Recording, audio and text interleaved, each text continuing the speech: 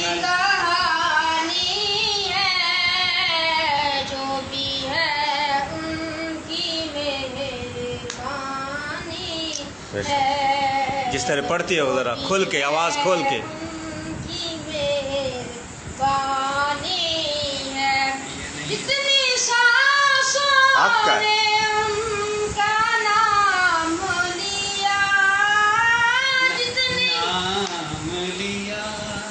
जितनी सांसों ने उनका नाम लिया, बस वही मेरी जिंदगानी है, बस वही मेरी जिंदगानी है। मुख्तसर